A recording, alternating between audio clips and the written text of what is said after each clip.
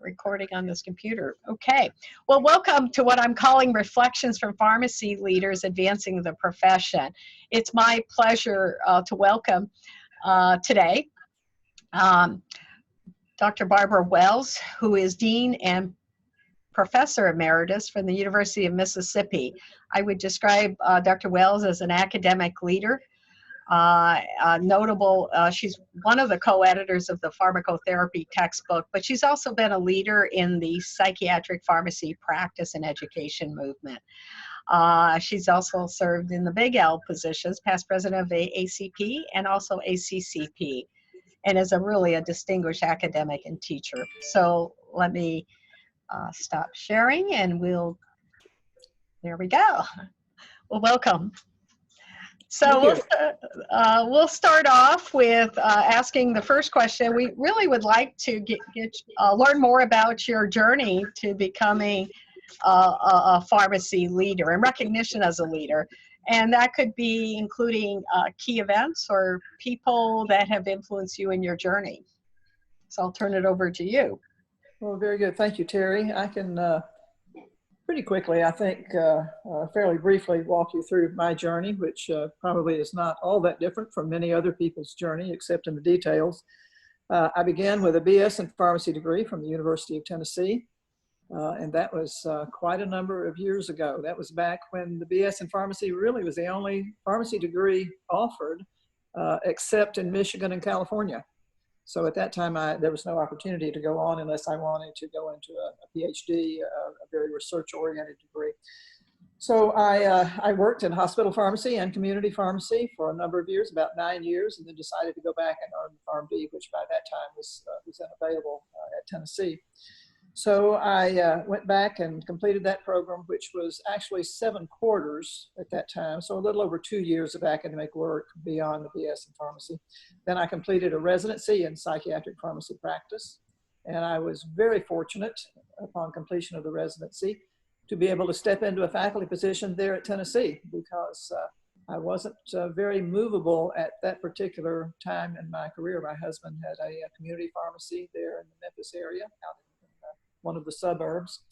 So I stepped into that position and ended up staying in that position at the University of Tennessee, faculty position for 13 years, and worked my way through the academic ranks right there at Tennessee. At the time that I left that position, then I was the vice chair for education within the Department of Clinical Pharmacy.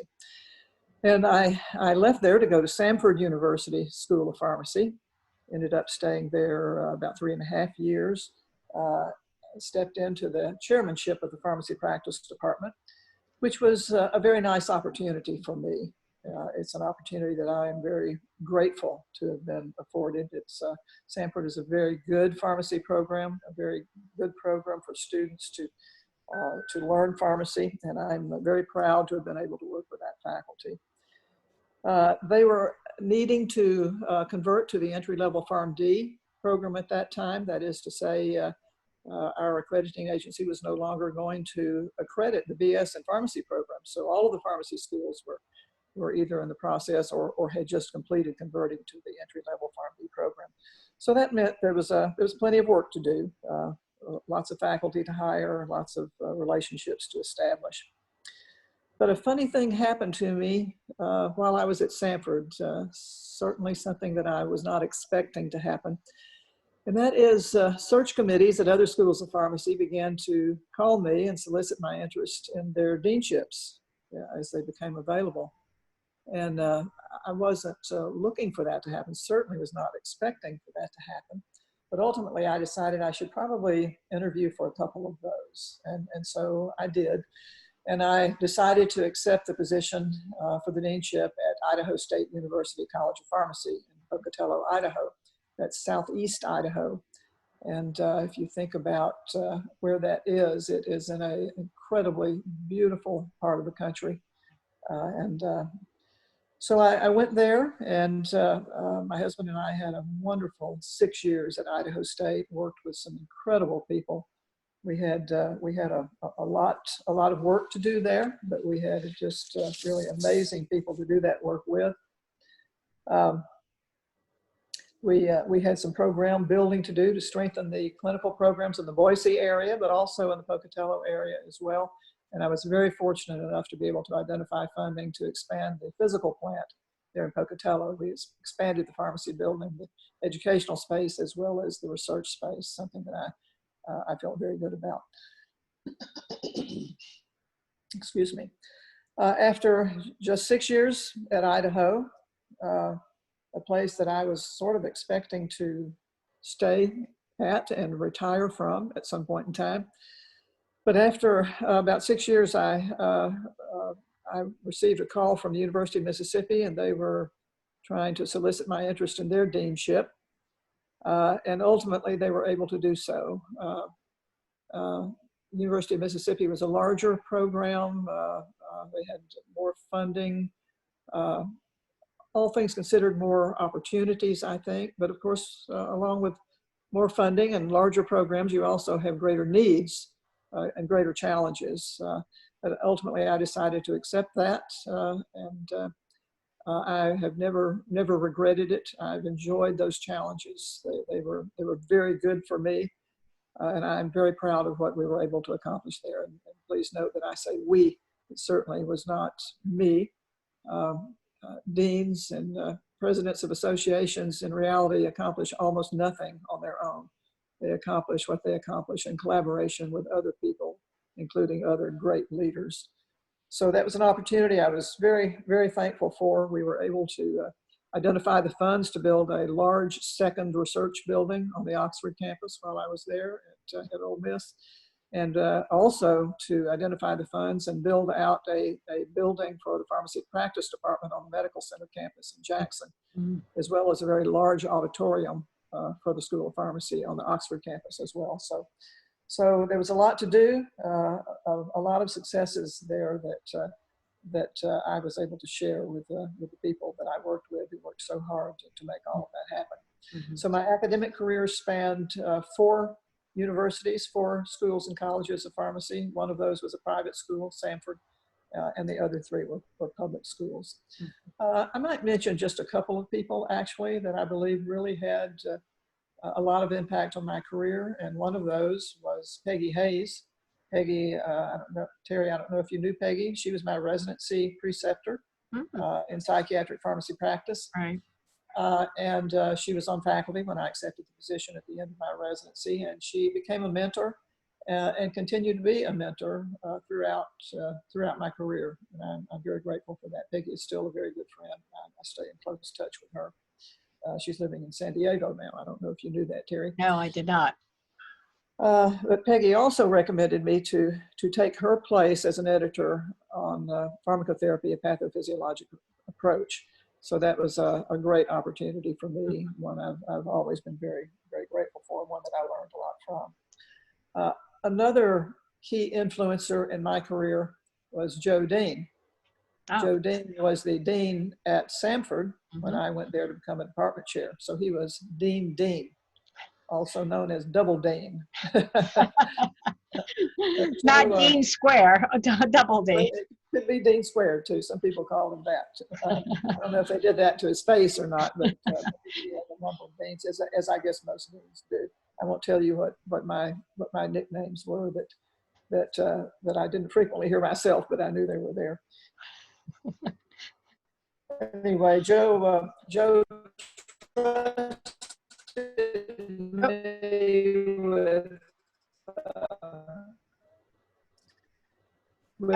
okay, your voice is fading. We're getting that reverberation again. Must be the connection. All right, it'll come back. There we go. I think that was a long drawl. So the last minute I didn't hear much. Just Joe Dean, and I think we were.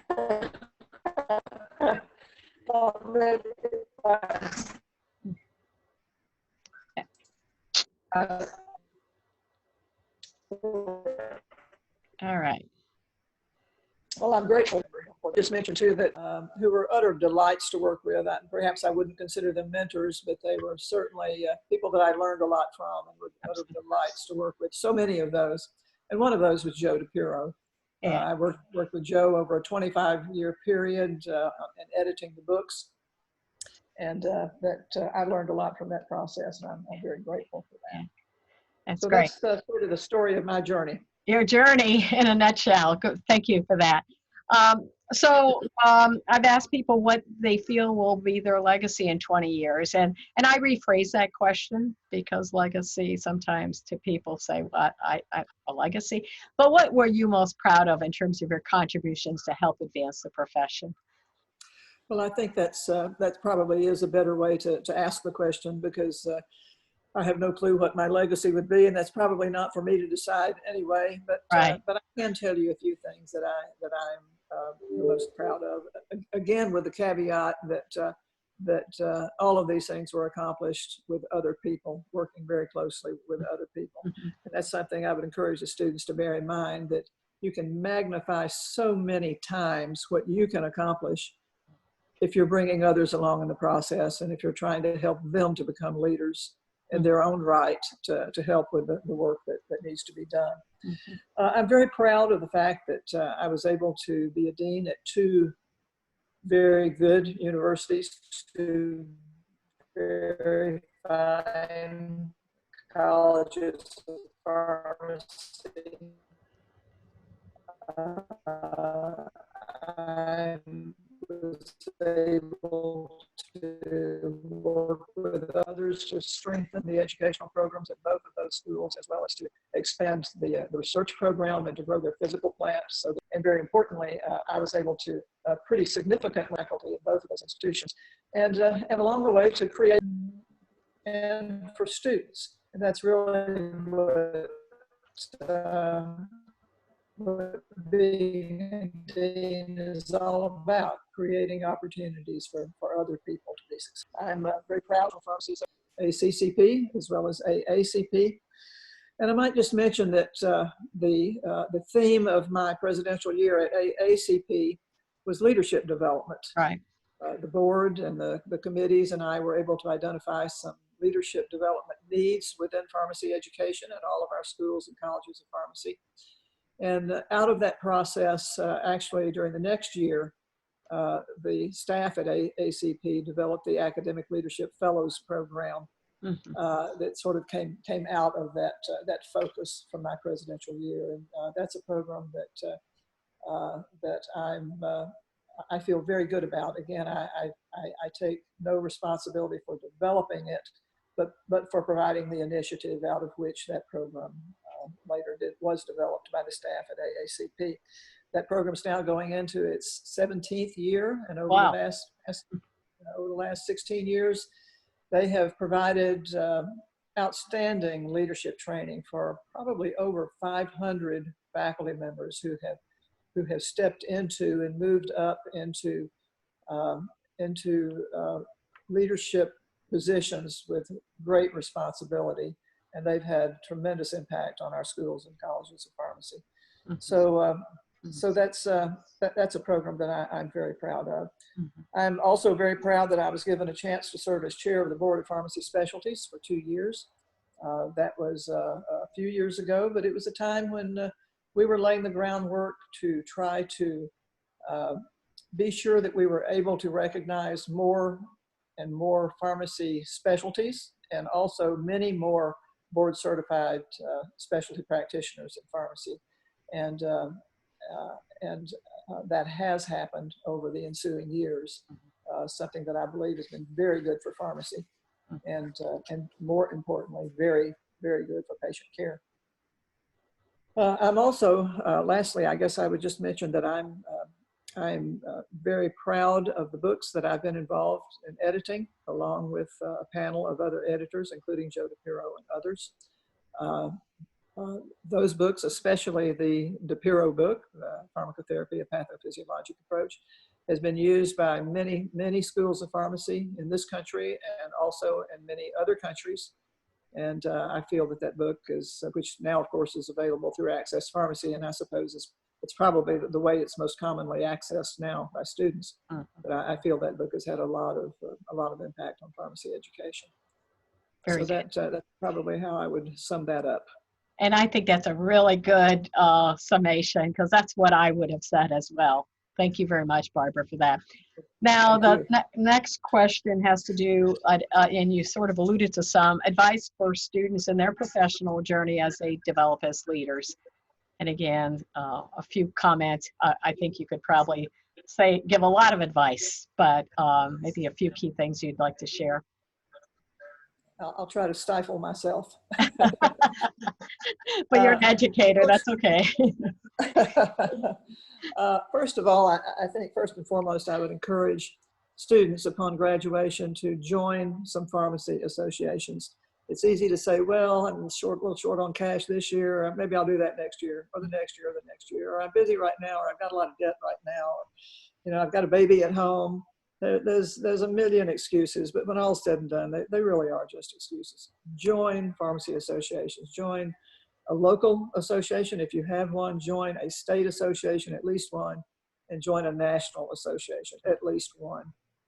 You will have phenomenal opportunities for personal growth through those associations, as well as the opportunity to help your profession to advance and to help you and all other pharmacists to practice at the top of your license.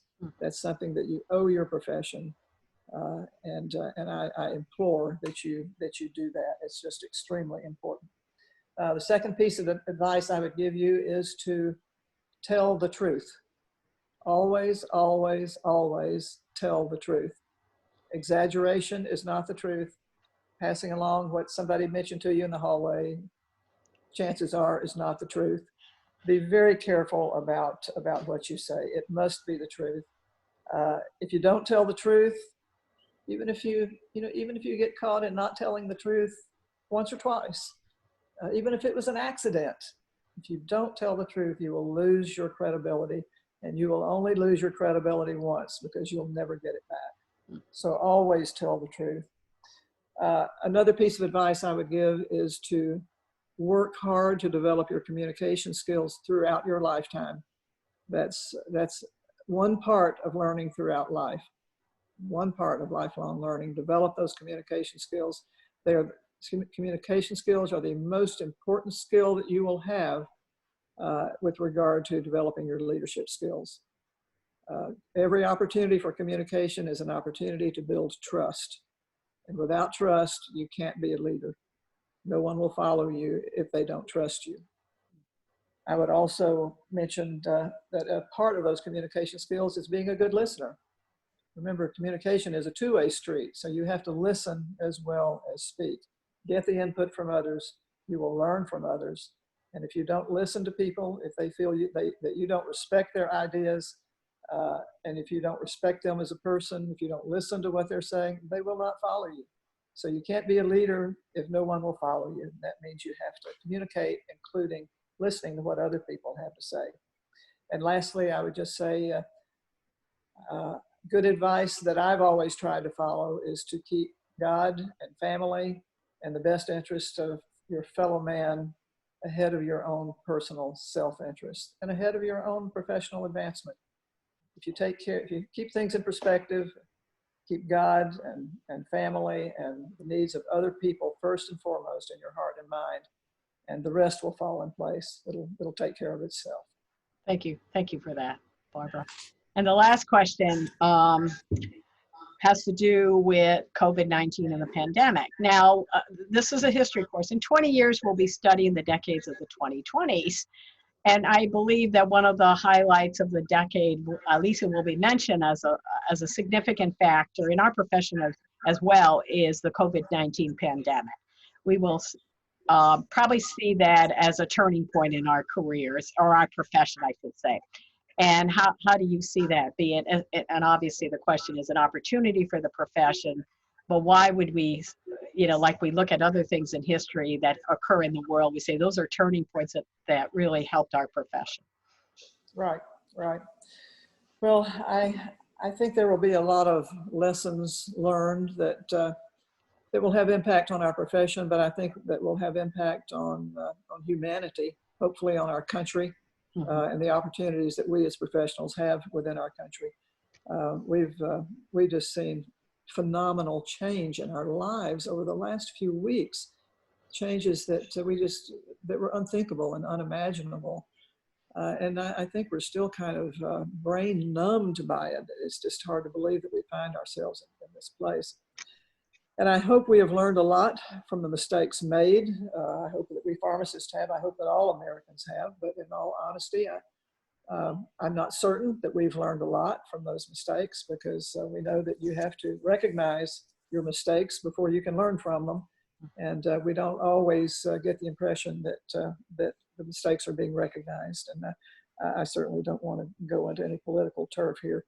But there is an opportunity, I think, for each one of us to make sure that we and our country and all Americans are better prepared for the resurgence, which probably will be here in the fall, and for future pandemics. We have a big responsibility to stand up, to speak up, to be sure that our profession is prepared and has what we need to have in order to do what we need to do, but to be sure that our nation is prepared and to be sure that other professions are prepared as well.